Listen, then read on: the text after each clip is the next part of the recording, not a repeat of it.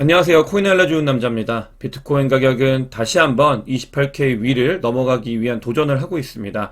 어제 코인과 자산시장에 특이점이 발생을 했는데 이 부분이 비트코인 가격에도 영향을 미치고 있습니다. 어떤 내용인지 살펴보고 여러 가지 자료를 봤을 때 비트 고래들이 굉장히 의문스러운 행동들을 하고 있습니다. 이게 앞으로 코인 시장에 어떤 영향을 미칠지 이야기해 보도록 하겠습니다. 먼저 어제 고용 부분이 발표가 됐는데 비농업 고용지수가 예상치보다 거의 2배 가까이 넘게 올라가 있는 모습을 확인할 수 있습니다. 이 부분 같은 경우는 첫 번째로는 미국이 굉장히 강하다, 고용이 스트롱하다. 그리고 두 번째로는 이 고용 부분이 경기 침체와도 연관이 있기 때문에 굉장히 중요한 지표다라고 말씀을 드렸었고, 실제로 발표가 되고 나서 나스닥은 큰 폭의 하락을 했었고요. 그다음에 채권 시장은 뭐 금리가 올라가면서 요동을 쳤었습니다. 근데 그 뒤에, 그러니까 원래는 이런 행동을 보이는 게 정상적인데 이 행동이 있고 나서 그 뒤에 특이점이 발생을 했어요. 구체적으로 어떤 내용인지 살펴보면, 고용지표가 발표되고 나서 말씀드린 것처럼 이렇게 나스닥 같은 경우는 큰 폭의 하락이 있었고, 채권 시장 같은 경우는 금리가 완전 스파크가 쳤습니다. 굉장히 높게 올라갔고, 뭐 10년물 뿐만이 아니고 30년물도 많이 올라갔다가 그 뒤에 보시면은 오히려 나스닥은 다시 이제 회복을 하면서 상승한 모습을 확인할 수 있고, 채권 시장 같은 경우는 오르긴 했어요. 결과적으로 오르긴 했지만 안정화되는 모습을 확인할 수 있습니다. 이 부분이 왜 발생을 했는가, 이게 굉장히 중요한데, 보게 되면 과거를 통해서 봤을 때 이런 고용이 굉장히 스트롱해졌을 때는 근 1년 동안은 어떤 이야기였냐면 미국이 강하다, 추가 긴축이 필요하고 피벗은 필요 없다, 이런 이야기와 같은 논리를 계속 가지고 있었습니다. 시장에서는 그렇기 때문에 뭐 자산시장 같은 경우는 하락을 했고 채권시장의 금리는 올라갔던, 그러니까 일반적인 일들이 계속해서 일어났었는데, 이번 같은 경우는 그 전에 고용 발표 전에 이제 실업률이 발표가 됐었잖아요. 근데 실업률이 3.7%로 떨어질 거란 예상과 달리 3.8%, 더 많은 실업이 일어났다. 더 많은 실업이 일어나고 있고, 또 뭐 예전에 한번 자료를 가지고 왔었는데 미국인들이 지갑이 굉장히 얇아지고 있는 상태입니다. 소비가 줄어들고 있는 현상을 맞이할 수 있습니다. 이 부분들과 이 고용이 굉장히 강력하다는 게 맞물려 가지고 시장에서는 어떻게 보고 있냐, 그러니까 골디락스가 왔다, 이렇게 봐서 어제 같은 경우는 나스닥이 하락을 했다가 다시 회복을 하고, 채권 시장의 금리 같은 경우는 스파크가 튀었다가 내려간 모습을 확인할 수 있습니다. 이 부분은 그러니까 완벽한 경제 상태를 미국이 이뤄가고 있다, 시장이 그렇게 해석을 해서 자산 시장이 특이점이 왔고, 이거와 더불어서 비트코인과 코인 시장에도 훈풍이 불었다라고 해석을 할 수 있습니다. 나왔던 이제 고용지표나 거시경제 상황을 읽는 거와 정반대로 갔기 때문에 이 부분은 좀 살펴봐야 되고요. 거기에 이제 정책적으로 미국과 중국, 그다음 미국의 바이든과 중국의 시진핑이 다음 달에 만날 가능성이 높아지고 있습니다. 이런 정책적인 부분들까지도 이 경제에 긍정적인 영향으로 작용을 할 수 있기 때문에, 지표만 봤을 때는 경기 침체에 대해서 뭐 연초에서부터 계속 나왔던 얘기잖아요. 이런 부분들이 계속 뒤로 밀리고 있는데 계속 살펴봐야 되는 그런 부분들이 존재를 하게 됐다, 이런 특이점이 왔다라는 걸 꼭 알아야 됩니다. 중국 같은 경우도 뭐 골디락스를 떠나가지고 중국 전체적으로 주택 경기 침체가 오면서 무슨 일을 하고 있냐면 경기 부양을 대놓고 하고 있어요. 제가 몇 번 이야기를 드렸던, 그러니까 금리를 인하해가지고 유동성을 계속해서 공급하고 있습니다. 이런 게 여기서 일어났었고, 그러면서 이런 정책적인 영향에 힘입어서 중국의 경기도 안정화되고 있는 모습을 확인할 수 있습니다. 이런 부분들, 아까 말씀드렸던 시장에서 단순히 읽는 게 아니라 이제 특이점이 와가지고 골디락스가 온 거 아닌가, 이렇게 해석하는 부분들, 그 다음에 정책적인 부분이 꼭 중국뿐만이 아니고 중국과 미국 더해지는 부분들, 그 다음에 중국 자체적인 이런 노력들, 이런 것들이 더해지고 있다라는 게 좀 살펴봐야 되는 부분인 것 같습니다. 본격적으로 코인에 포커스 맞춰서 이야기해 보도록 하겠습니다. 비트코인 CVD 자료상으로 봤을 때 28K 위로 새벽에 한번 튀었다가 그 뒤에 다시 27K 후반대에 위치하고 있는데, 이러면서 오더북을 모두 있던 거 매수벽을 다 먹고 올라간 걸 확인할 수 있습니다. 고래들 같은 경우는 CVD 자료상으로는 뭐 특이점이 없고요. 그러니까 오더북이 지저분해졌던 게 올라가면서 이제 모두 소화가 되고 있다라는 점을 확인할 수 있고, 청산맵을 보게 되면 어제 말씀을 드렸잖아요. 숏포지션 사람들도 좀 리스크가 있어가지고 28K 밑에는 구축을 잘 하지 않았다라고 말씀을 드렸고, 이 부분이죠. 새벽간에 그러니까 비트코인이 상승을 하면서 지금 이렇게 보시게 되면은 28K 위에 있는 이 숏 물량을 모두 청산시킨 걸 확인할 수 있습니다. 남은 숏 물량은 28.5K 위에 이렇게 강하게 이제 나와 있는 건데 이 부분 같은 경우도 먹고 갈 가능성이 있습니다. 처음 비트코인이 가격이 상승을 했을 때 말씀드렸던 거 기억나실지 모르겠어요. 제가 가격을 올리면 어떤 부분이 있냐면 돈을 쓴다라고 말씀을 드렸잖아요. 돈을 쓰기 때문에 이 부분은 그냥 끝날 가능성보다는 한 번 더 칠 가능성이 있다라고 말씀을 드렸는데 그 부분이 진행이 되고 있다. 이렇게 보시면 되겠습니다. 가면서 물론 뭐 이렇게 올라갔기 때문에 롱이 계속 몰려 있잖아요. 롱이 물려 있으면 이렇게 롱을 한 번씩 다 청산을 해주고 그 뒤에 올라가는 이 세력들의 움직임을 청산맵을 통해서 확인할 수 있습니다. 그럼 기관들과 고래들이 어떤 움직임을 보이고 있는지 지표를 통해서 살펴보도록 하겠습니다. 그레이스케일 BTC 프리미엄 같은 경우는 제가 최근에 언급을 좀 많이 드리고 있는데 그 이유는 명확합니다. 그레이스케일의 BTC 프리미엄은 개인보다는 기관의 움직임을 확인하기에 굉장히 좋아요. 이 기관의 움직임을 확인할 때 두 가지인데 그레이스케일의 BTC 프리미엄 하나와 코인베이스의 프리미엄을 확인할 수 있습니다. 근데 코인베이스 같은 경우는 개인들도 많이 사용을 하기 때문에 BTC, 이 그레이스케일의 프리미엄은 오히려 기관의 움직임을 보기에 굉장히 좋다. 근데 보시게 되면은 이 프리미엄 자체가 굉장히 이제 마이너스 프리미엄을 극복해내고 있어요. 비트코인 가격과 패깅이 되기 위해서 점점 올라가고 있는 모습을 확인할 수 있죠. 이 부분은 그러니까 추세가 이렇게 올라가고 있는 추세다라는 걸 확인할 수 있습니다.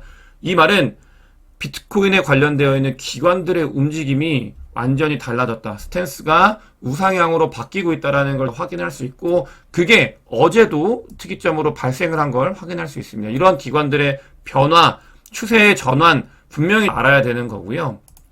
다음으로 보시게 되면은 메이커 테이커, 그러니까 비트코인을 사는 사람이 맞냐 파는 사람이 맞냐를 봤을 때 시장가로 비트코인을 살려고 하는 사람들의 비중이 늘어나고 있다. 이런 움직임 같은 경우는 비트코인 가격을 올릴 때 중요한 부분이기 때문에 이게 뭐냐면 오더북이 있잖아요, 여러분들. 오더북이 있는데, 그러니까 테이커가 많은 경우는 시장가 위로 이렇게 계속 사는 게 많은 거고 메이커가 많은 거는 여기다 그냥 받쳐놓는 게 많다는 거예요. 근데 테이커가 많다라는 건 위로 올라갈 수 있는 모멘텀이 점점 증가하고 있다.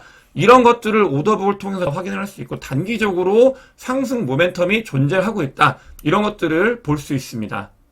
그러면서 제가 어제 랩 BTC가 많아질수록 비트코인 가격이 올라갔던 경향이 있다고 말씀을 드렸는데 이런 움직임이 있고 나서 비트코인 가격은 올랐습니다. 근데 왜 의문스럽냐면 이 랩 BTC 아까 그레이스케일의 비트코인 신탁 이런 부분들은 다 기관과 고래들이 건들 수 있는 부분이거든요. 거기에 이어서 이 부분을 보세요. 비트코인 FDUSD 관련돼서는 말씀을 드렸던 게 바이낸스가 이 FDUSD를 가지고 무언가를 할 수 있을 가능성이 있다.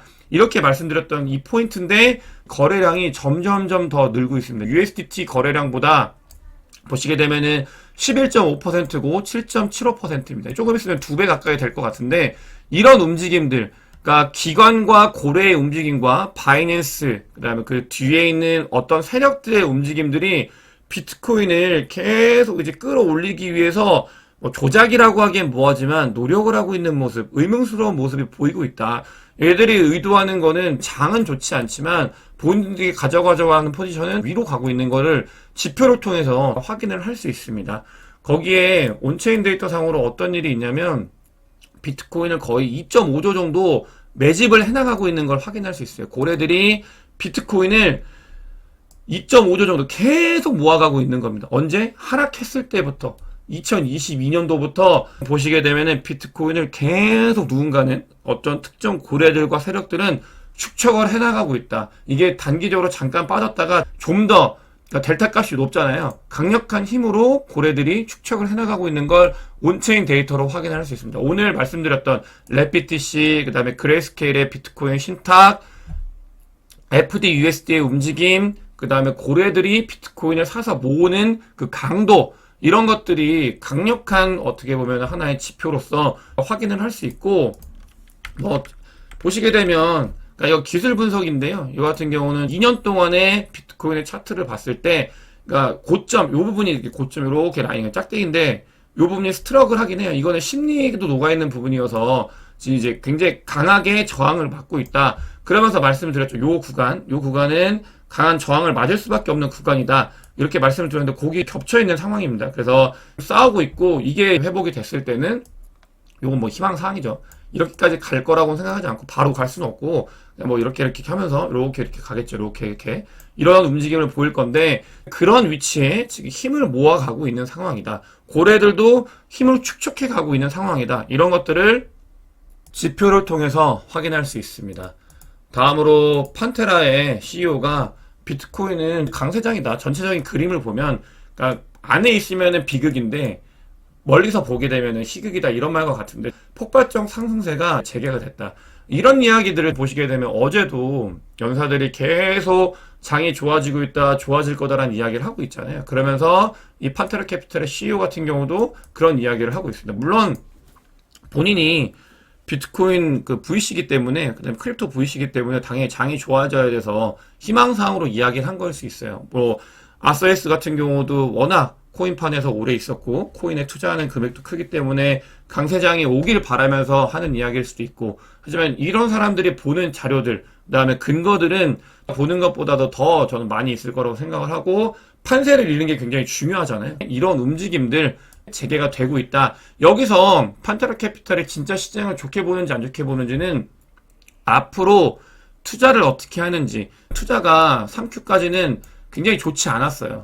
VC 펀드들이 투자하는 게 굉장히 좋지 않았는데 4Q, 내년 1Q에 어떤 식으로 투자하는지, 투자 금액이 늘어나는지 줄어들었는지를 보면서 실제로 행동이 불장을 대비하고 있구나, 이런 것들에 대해서 판단을 할 수 있습니다. 그런 것들은 제가 영상을 통해서 추가적으로도 더 말씀을 드릴 거고요. 어제 비트코인 가격이 오르고 나서 그러니까 USDC 이런 것들이 코인베이스나 다른 거래소로 많이 들어간 걸 확인할 수 있어요. 제가 이 이야기를 왜 드리냐면, 그러니까 이제 분석을 하시는 분들이 그런 이야기를 하잖아요. 스테이블 코인이 없어가지고 비트코인이 오르는 거는 아직 제한적이다, 힘이 든다라고 말씀을 드리는데, 이거는 일부는 맞고 일부는 틀리다는 말을 제가 제 영상을 보시는 분들은 이제 아실 거예요. 왜냐면 스테이블 코인 같은 경우는 이미 시장 주변에 너무나 많이 있습니다. 다만 이게 이제 바이로 이루어지지 않기 때문인 거고, 이 직접 시장에 주변에 있는 스테이블 코인의 장이 좋아지기만 하면 바로바로 들어와요. 보시게 되면은 이 고래 분석을 통해서 보게 돼도 장이 좀 좋아지니까 스테이블 코인들이 바로 들어오잖아요. 그만큼 준비되어 있는 자금들은 많다. 장이 무언가 트리거를 위해서 상승을 하면 하면서 기회를 놓치면서 그냥 바로 쫙 올라갈 수 있는 가능성이 있다는 걸 여기서 아셔야 됩니다. 그 부분을 좀 강조해서 말씀을 드리고 싶어서, 신이 아니고 어느 순간에 어떻게 될지 모르기 때문에 미리 준비를 해두는 게 좋다. 그래서 2023년도 어떤 식으로 준비를 해야 되는지에 대해서 자주 말씀을 드렸고요.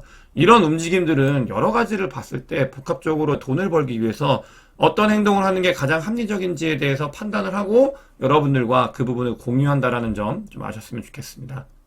실제로도 기관들이나 고래들이나 그 밖에 뒤에 있는 세력들이 작업하기 너무 좋은 시기긴 해요. 왜냐면 그러니까 지금 이 플레이어로 남아있는 코인 시장에 있는 사람들은 신규 유저들보다는 보시게 되면은 장이 좋지 않았을 때 이렇게 이제 피크를 찍잖아요. 장이 좋지 않았을 때 이렇게 피크를 찍는데, 장이 좋지 않아가지고 뭐냐면 오래된 사람들만 남아있는 거예요. 다른 사람들은 들어오지도 않고 나가지도 않고 오래된 사람들만 여기에 이제 시장에 참여를 하고 있다. 여러분들도 굉장히 스마트하게 남아있다고 저는 생각을 하고 있고, 제 영상을 보시면서 다음을 준비하시는 분들이라고 생각을 하고 있습니다.